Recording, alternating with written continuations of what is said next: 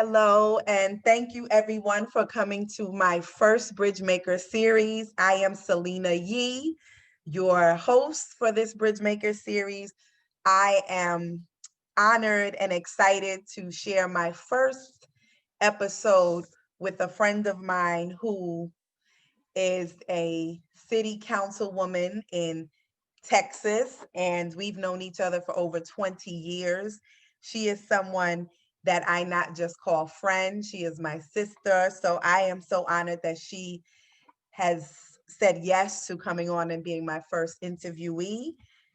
During this series, Bridgemakers will be interviewing many women of color that will share their passion to purpose stories. And so it is my joy and excitement that the Bridgemaker series will have different women every month from different walks of life that will share their story. So today we will have the councilwoman who will join us shortly, and we will just ask her a few questions for those people who are interested in being a part of being making your passion your purpose and being a part of movers and people who believe in bringing their community together. These are the women that I want to bring into your space, into your living rooms, into your kitchens, into your homes or your offices or your community. So we are so happy to have everyone that will join us, and we have a wonderful roster for you. So without further ado, I am asking us to clap it up for our sister and friend, Councilwoman Elishama Myles. Hi, Councilwoman. Hello, Miss Williams. How are you? I am fine, and you? I am doing fine. Thank you for that introduction and thank you for doing this series. I think it's a very important series for women and especially women of color to really get involved in their community and make a difference. So I Yes, well, thank you. yes, thank you. So, with that being said, sister, you've known me through a lot of trials and tribulations. I knew you before you were city councilwoman. I knew you when I had some tough times. And so you have been always supportive and always someone who, when I did not know what to do, I could go to you like a sister friend. We won't get into that on this interview. I felt like I needed to pay homage to that and say thank you. And as we build bridges, better bridges, as the company is known, we need to pay it forward.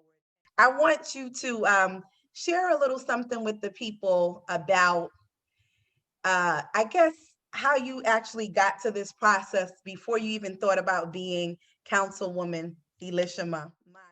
And let the people know, how did you come to this idea of service? Oh, that's a great Why? question. Um, well, let me start off by saying I come from a very civic minded family. Even though my immediate family, no one actually took the next step and ran for any appointment or any election, but they were, I guess you would call the worker bees behind the scenes. They were the people who were knocking on the doors, passing out the flyers, the pamphlets, the information. They were also the ones who were tasked with driving people to the polls. I still remember my great uncle not even asking my mom, but telling my mom, "This is going to be your duty. You are going to be responsible for driving people to the polls." So that basically was just something that was embedded in me as a young person, and so it's just always had stuck with me, and which has led me to my current position and my current role as city council member. Wow. So, I'm fascinated by that your family drove you to the polls and you were inspired by that. Tell me, for the people that don't know, don't have family members that do that, and I'm embarrassed to say I had a working mother who she did not have she knew the right to vote and to go and be active in that way. But as far as getting involved and getting active, you that inspired you. Is that what you're saying, to just get involved? That definitely inspired me to get involved and make a difference because one thing, I grew up in a community. So I didn't just grow up in a neighborhood. I honestly grew up in a community where if someone was lacking something, someone needed a meal, get some money for gas, help to feed their kids. And that's how my grandmother and her siblings were. You know, the kids would get home from school, and you know, kids want a snack, and we didn't always have money to stop at the store and get a snack. So I had a great aunt that would bake these cookies. And so we knew that we could go to her house and get a snack and get a cookie until it was time for us to have dinner. So it absolutely, like I said before, it was just embedded in me and ingrained in me to just community service, definitely. Hmm. So on that note of service, what made, because you could have continued on in that way of going to, take people to the polls and connecting with community, but what motivated you to want to pursue this as your purpose So or what civic what duties? what pushed me to now take that passion, because it was a passion that was passed on to me, and make it my purpose, was just because I wanted to see change. You know, growing up in southern Louisiana and seeing how things were happening, and seeing how things were not being changed and things were not being progressive. And then when I finished college, I was no longer living in Louisiana. So I decided to move to the state of Texas. And then I decided to moved to a city that was progressing, but progressing very slowly. And so I wanted to be involved. I wanted to know what was going on in the city that I lived in. I was making roots in the city. And so I needed to get involved, not just politically, but get involved in the community and find out what was going on. And so what steps did you take to do that, to get to know that community?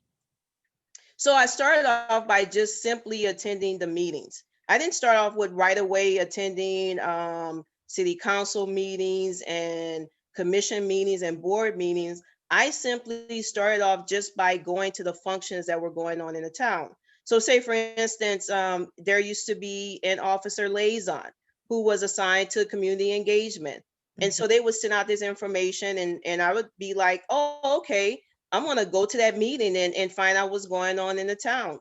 And then I went to the next one, and then the next one, and then surely I started graduating to then I want to literally find out what's going on in my city. So then I started finding out and going to city council meetings, finding out the time of city council meetings, and seeing that process and saying, wow, you know, one day that's going to be me. Mhm. And so in doing that, it was funny because I had a neighbor, and I actually give a lot of credit to her. She noticed me attending these things, and she had moved in the town maybe just a few months before I did. And because her and I were attending the same meetings, and she had been going through the same process, and had applied for an appointment, she was then deciding to run for city council. Mhm. So she saw me, her and I were talking, and she said, hey, listen, there's going to be a vacant spot on this board that I served on, and I think you would be a good fit. You seem to be very involved in the community. I see you at all the meetings all the time. I see you at other events that take place in the city,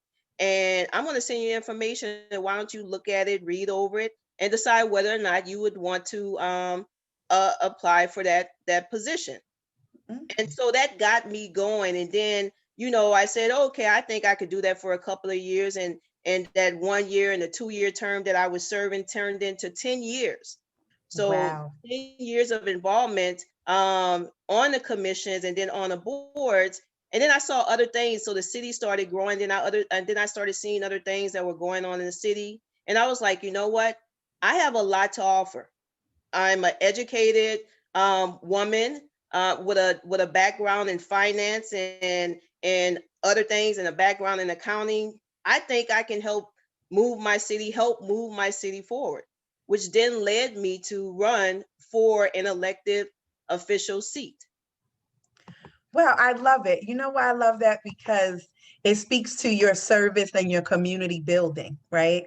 And B3 Building Better Bridges is all about building community. So I'm fascinated the way you kind of connected the dots that everybody actually doesn't know how to do, doesn't know where to get Yeah. started. So I like that you gave a few points about just going to meetings, just finding out about things. You wanted to find out, you knew about this, how to do it at home, but being in this new city, going there and now finding out about this city and their community. Yeah, to me, that already is advice that many people need to hear. And being that we're in this time where our vote does matter and things do matter, it's so nice to hear and refreshing that someone has done this all their life.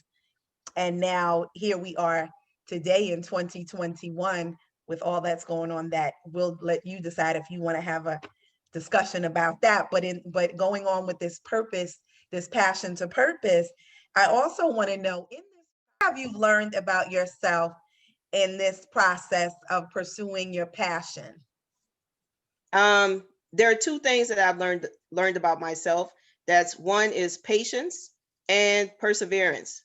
Those are the two things that I have truly learned about myself. Being patient and understanding that things are going to happen. They may not always happen right away, but over time, it's going to get better and it's going to happen. Secondly, perseverance, because again, this wasn't my first round of running for an elected position, but I knew I had to do it because I wanted change. And in order to make change, you have to get involved and you have to be active. So those are the two things that I learned about myself. I love that. I love that. So now I'm going to ask you, in pursuing your work, what have you accomplished in pursuing your passion, not just your work? What So have you in accomplished?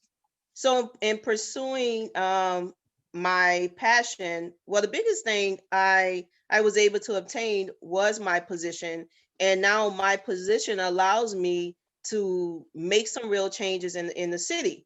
Because again, I am for community and I am for people, and I am for bringing a community together.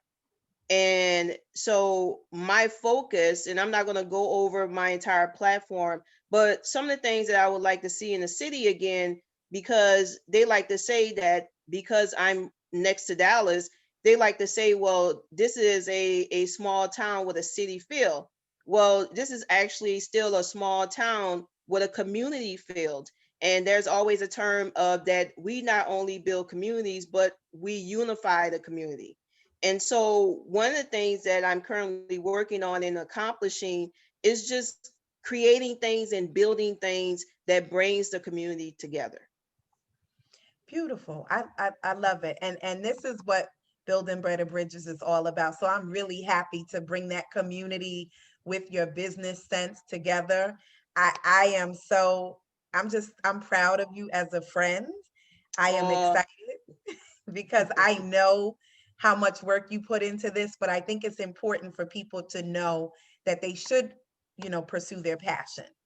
And this is where you can end up. And I feel like you said something that wasn't highlighted that I want you to speak a little bit on, is how did you decide after the first defeat to then come back and run again? um, there's no quitting for me. Perseverance, right? So sometimes they say that you have to have a setback for your biggest comeback. And so that was just a hurdle for me to go over because I know that something better was coming. And it did. And it happened in a big way. They said 2020 was the year of women. There were a lot of women that won a lot of campaigns all over the United States. And it's our time to really make a difference and make an impact and bring something different to the forefront. Okay, all right, good. Thank you. That's good advice. That's good energy for other people to know that there is no quitting, right? That's what you're Definitely. When you saying. have, and your whole thing is when you have a passion for something, can nobody stop you from doing it? It's your passion. It's what you want to do. It's what you have been put on this earth to do. So pursue it with the same energy and intent. When you're going out there and looking for a job, or when you're just doing your leisurely things, or if it's a hobby, use that same passion. To pursue your purpose. Okay, I love it. Yes, yes. So, Councilwoman, Myles, I want to know what you want others to know about this work, about turning their passion into purpose, and how to get involved. Um, all good It's a lot, questions. so you can break it down. So let's start in saying, because you said earlier, one is what made you keep going? Well, one of the things is, like you said, people want to get involved, but they're not sure how to get involved. I've been talking to several people over years, including yourself, and everybody's like, I just don't know. But I say to these individuals, and even if you don't have a computer at home and you're not technically savvy, you still can pick up the phone and call City Hall. That's the first step. Call City Hall and find out, what's going on, what's on the calendar, anything coming up, what events are going on in the city, to at least get an understanding of what's going on in your city, how you can make a difference, and how you can make an impact. That's the first step. So you have to put in some work.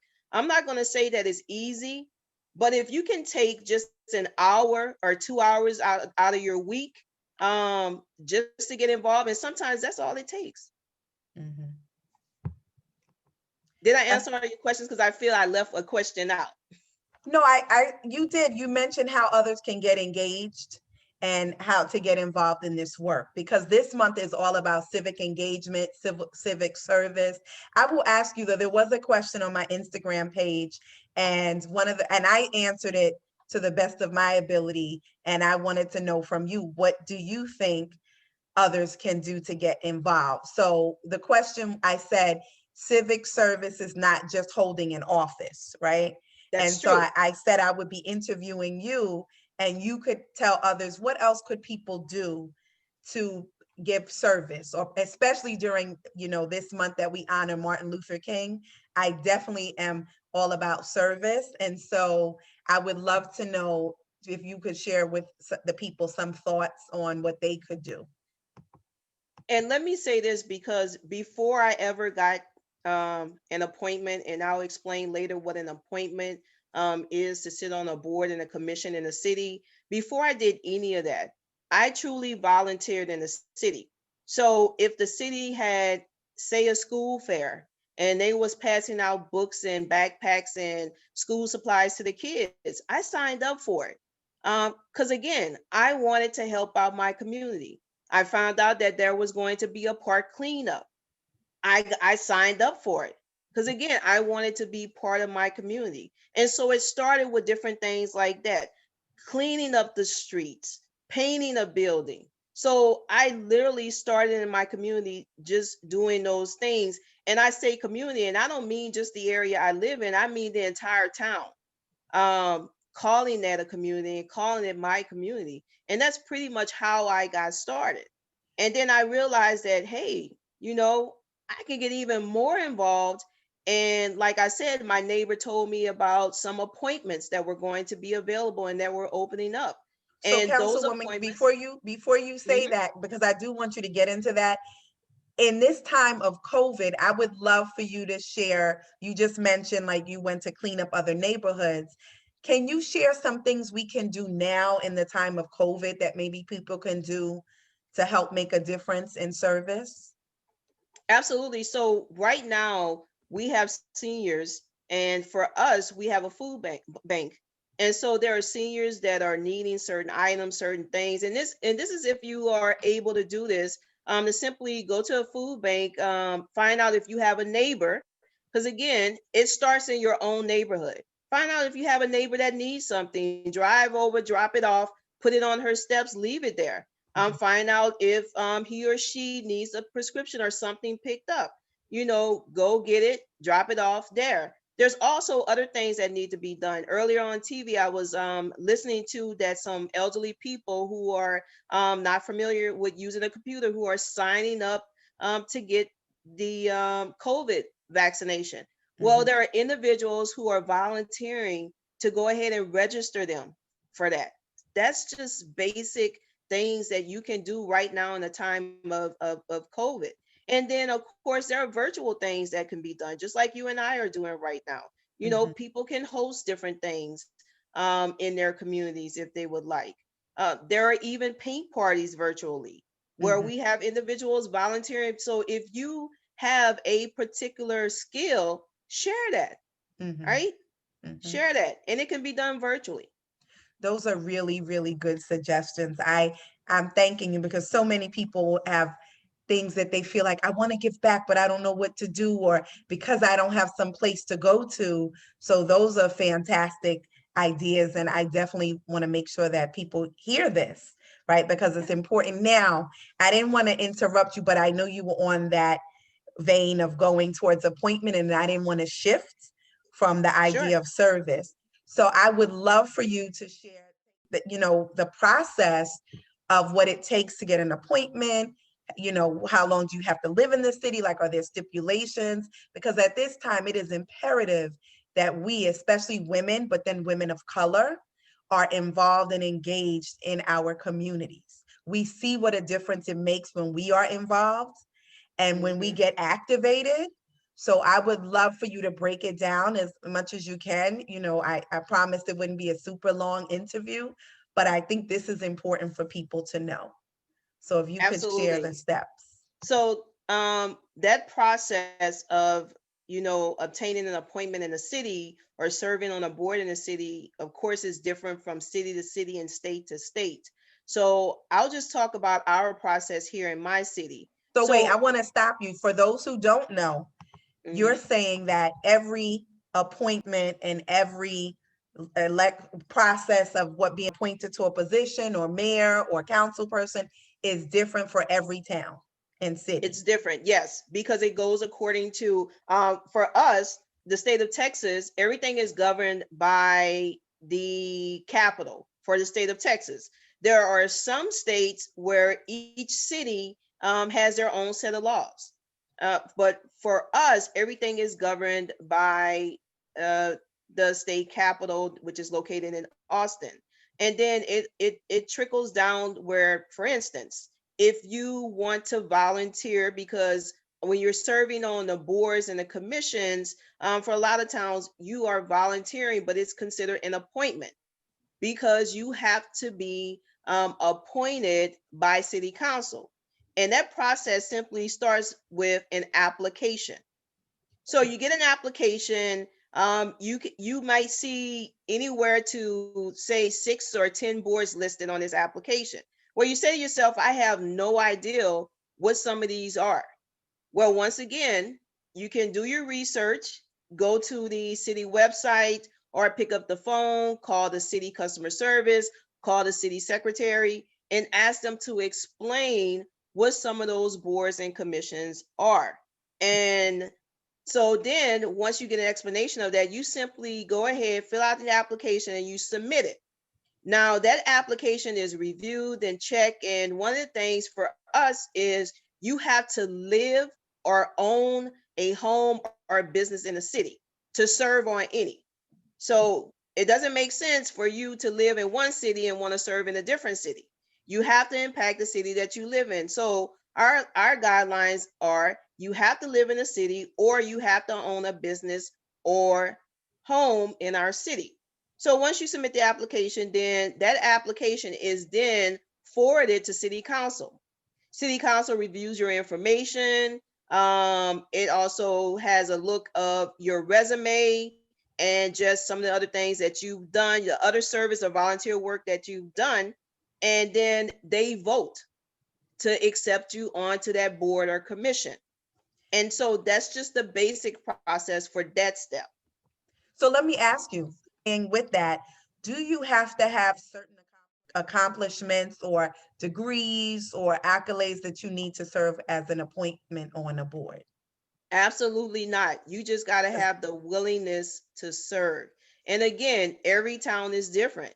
There may be a town that might say, you need these things in order to serve on a board in the city. Or some of them say you may need a representative from council to sponsor you to serve on this board in the city. So I would suggest to everybody they go to their city, find out what the requirements are to serve on a board or commission in their city. Okay. No, that's good information. That's important to know. And I want to stay with this idea of voting, because something you mentioned about appointment, I feel like this voting idea, because you're the one who shared with me it was so imperative to vote, and not that I wasn't voting, because I was. I just wanted to know about the voting process, meaning why is it important to vote in your local elections? And so many people have talked about this, but I want you to share that, as you are the city councilwoman in Balch Springs. And so I think it's important for people to know what that process is like and why it's important. Well, because it's so important because it starts in your city, right? You are electing officials who make the decisions on your roads being repaired in your city, the taxes that you pay in your city, um, the maintenance that's done in your city.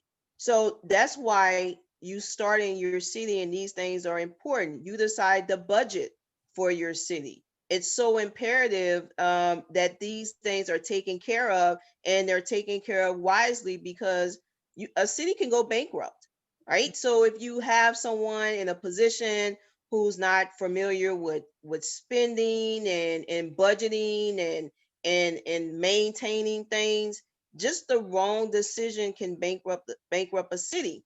So Mhm, this is why these positions are so critical in a city. Not only that, um, city council members are policy makers, mhm, right? We vote on those laws and ordinances that are in our local cities. We decide on whether or not how the facade or structure of a building should be. We decide on whether or not funds can be distributed in a certain area of the town to make it um, appealing to anybody. We decide what developers come in and build in our city. So that's why starting in the local level and voting in your locality is so important. okay, okay.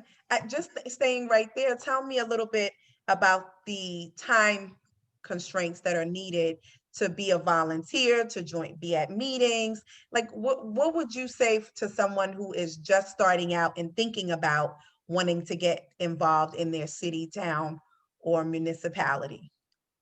And I'm glad you brought that up, because again, remember earlier I said if you can dedicate 1 or 2 hours Hours. a Mm-hmm. week, Mm-hmm. then that's all it takes. And in some cities, for instance, in my city, there are certain boards and commissions that only meet once a week. Okay. So it may only last for 2 hours. So you meet once, I'm sorry, I said once a week, I mean once a month. So you meet Okay. once a month for 2 hours, and you are impacting things that go on in your city, literally, right? What comes to your city, what's built in your city, and what can be done in your city by serving on these boards and commissions. Because city council depends on those boards and commissions, that they've done a lot of the legwork before it gets to them to vote on. So just dedicating 2 hours a month is sometimes all it takes. Again, then we have some that meet twice a month, and Mm-hmm. that's it. So it doesn't take much. Again, if you want to see change, then you got to be willing to put in the work. Right, right. No, those are words to live by. I think with anything, when you're working out, when you're changing, for your health reasons, you got to put the work in, right? So I Yes, feel like the biggest thing I'm hearing from you is you want to, if you want to do anything in service, it can take 2 hours, you decide, but get active, get involved, and get engaged in some way. absolutely. So I would ask you, just because I feel like you've given us a lot to think about for passion, your passion to purpose, and how you began and how you started, how others can get engaged in this process. And now, what if people don't know what to do? You've given them ideas to go ahead and help a neighbor, or help, be on a virtual call with their hobbies or something. So what else do the people need to do? Like right I, now, what? So, for instance, so we just had a very important election that occurred in November. Mhm. And one of the things, and you and I have talked about this all the time, and how you can get involved in that process. we had a lot of people that lost their jobs last year due to COVID. Mhm. But during election time, there are opportunities to work at the polling sites, become a poll worker, become a Yes. judge. Yes. Talked You about can that. always do that. So And say a little bit, this is a sticking point for you. Talk a little bit about being the process, the poll worker and the judge. Say a little bit about that because I don't think a lot of people know. And does that differ also from town to town? so poll workers are normally set by the state. So the state level sets the requirements for poll workers and judges. Now I can speak to ours. So if you are a poll worker, you are that person that when you walk into a polling site, they are checking your ID, they are matching the numbers, they're giving you your ticket so you can go and vote. Mhm. So then there's the position of the judge. The judge makes sure that everything at the polling site is fair, it's equitable, and that there is no mishaps. Tell So, us the significance of being a judge and the process of how to get to be a judge. so one of those things again is different from city to city, Okay. but here is just simply applying for it, taking a training, because there is training involved, and you just simply you take the training, you go through the process, and sign up to become one. Okay. So And how do again, they from city choose to you? city is different. How do they choose you if you sign up to be, if you take the classes, are So you then it's not selected? that you're assigned, it's that you are applying for those positions. Okay, okay, okay. For the judge. So for both. So you have applied to become a poll worker or Mm, you have applied to become a judge. And okay, so if they accept your application, then you go through a training.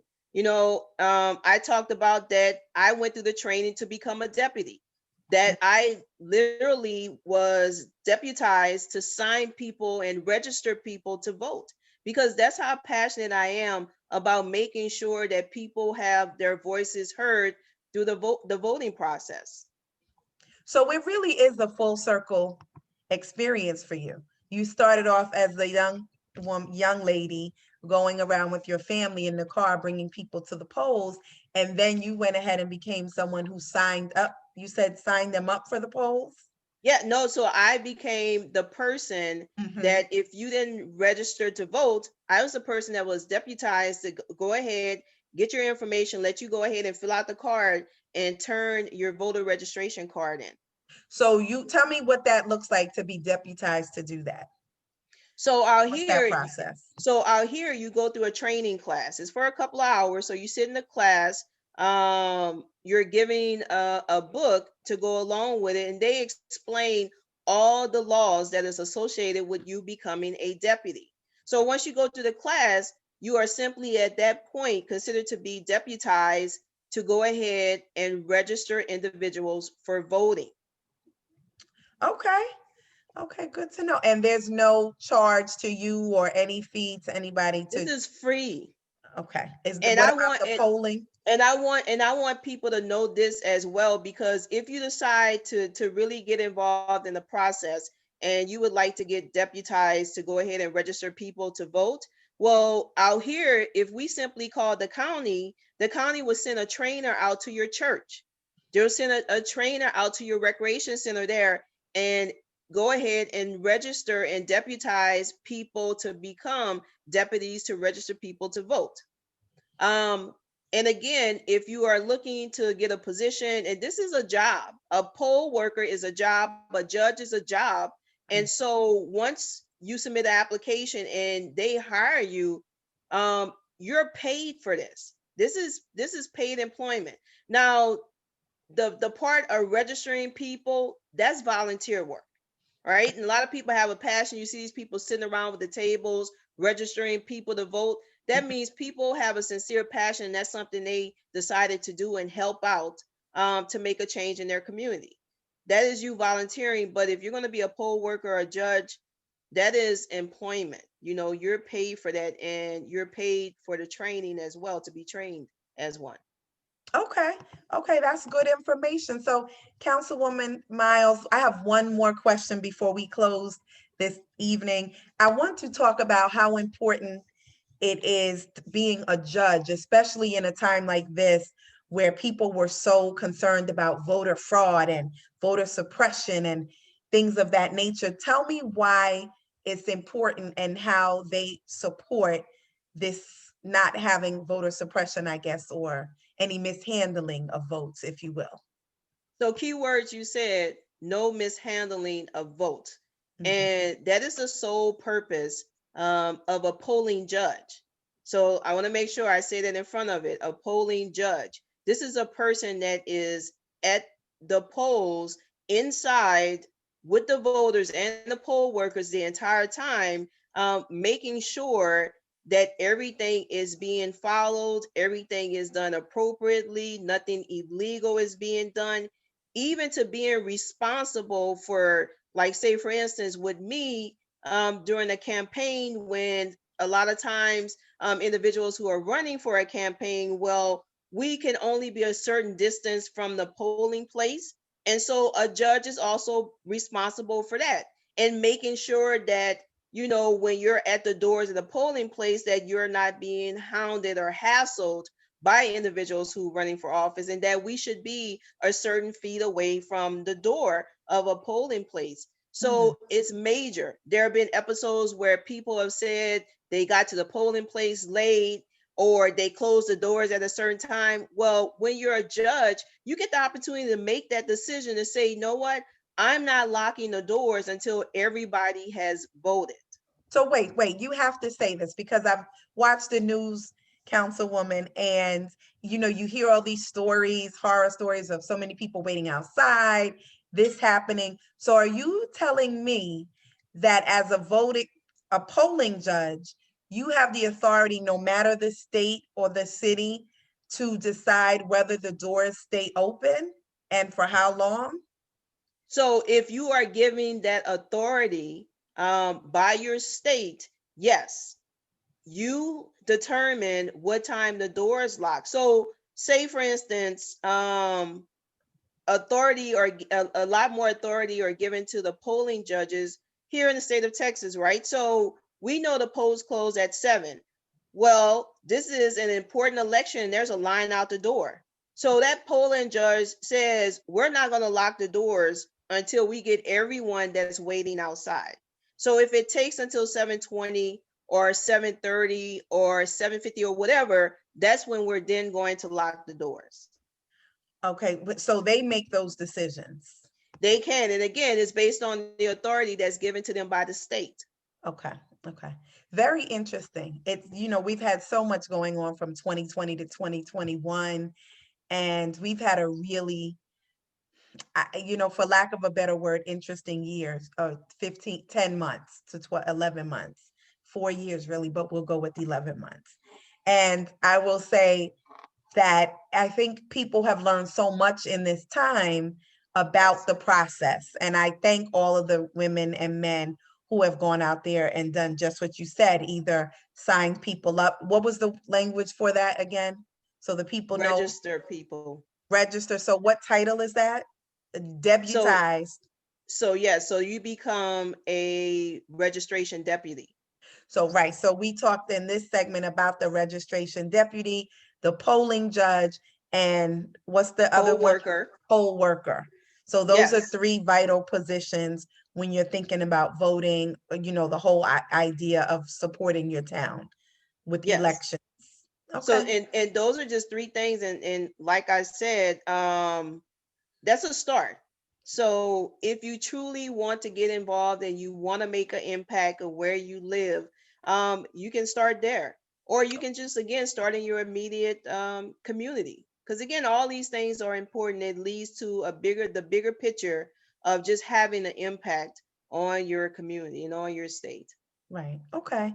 Is there anything else you want to leave with the people before we close on this interview? Well, again, you know, you and I always have great conversations, and I've said quite a bit, but I just want to say to anyone that this is probably the best series. And when you say turn your passion into a purpose, Mhm. because if you would have asked me 10 years ago, would I have seen myself in this position? I would have definitely said no. But there's no way that I could sit back and not do anything. So I had to get involved. You know, if I wanted to see true change, then I had to go ahead and turn something that I was so passionate about and make it my purpose. Right, right. Those are beautiful words. And I just want to say thank you. It's nice to be able to say Councilwoman Myles for being one of my first guests and contributors to the Bridgemakers series. We really at Building Better Bridges want to implore people to become community providers, whether you are a business, Right. professional, just a regular person, just wanting to get involved. So I thank you because it's important for people to know about civic engagement. You know, I think about Absolutely. Martin Luther King. As I said, this month, we know we honor him. And, you know, I will say to you, you talked about how your family, I can't let you go without telling that story very quickly. We have like 2 minutes left. So I want you to be able to just share with the people what you always share with me when we're talking. But I think it's important because it's those stories that make a difference in people's lives and leave an indelible impact. So I would like for you to just share what your story was about MLK and your grandmother, I believe, right? Yes, Okay. absolutely. Tell us. My grandmother was very passionate about turning MLK into a holiday for Black people. And so again, I grew up in southern Louisiana in a small town, and so I remember I was going to school, and that his birthday was coming up, and I'm gonna be honest with you, the teacher was like, "Hey, you know, if you don't come to school, if you guys don't come to school on this particular day, I'm gonna give a test, and if you're not here, I'm going to fail you or whatever." And at the time, it was just 3 Blacks in the class, and so I went to school. My grandmother called the school, asked them to go and get me out of the class so she could talk to me, and she told me, "Get your bags and leave that school now." It's my grandmother. Mhm, It's no way I was going to say no to my grandmother, and I did just that. mhm, So that was my, I guess, and I had walked in protests and been part of different things with my family at such a young age. But that one was so impactful to me because I truly didn't understand what we were doing at the time until I got older to say I was fighting then. My grandmother was fighting then for us to be able to have this as a day for us um, for years to come. And so yes, I do like to share that story with people. I told it to you, and mhm. because that is something that just always stuck in my head. And so I went back in the classroom, grabbed my bag, and I walked home. Yeah, no, you tell that story, and I know that you're always so passionate about civic engagement. I know this because we spent numerous nights and days, and you always get excited about it. And so I'm excited that you are now living out that passion that became your purpose, and to hear the process. It really is a full circle experience, and I'm sure your family is excited, as am I. And I hope that everybody else has been enriched and encouraged to get active, and especially when we use MLK as that disruptor, your grandmother as a Hmm. disruptor to say, come out of school. We're going to honor him in some way. Yes. So no, we appreciate this. I hope that our listeners will hear that these are ways you can get involved in this month and every month, but definitely be of service, Be of and honor service. MLK. At least we know we celebrate his birthday coming up very soon.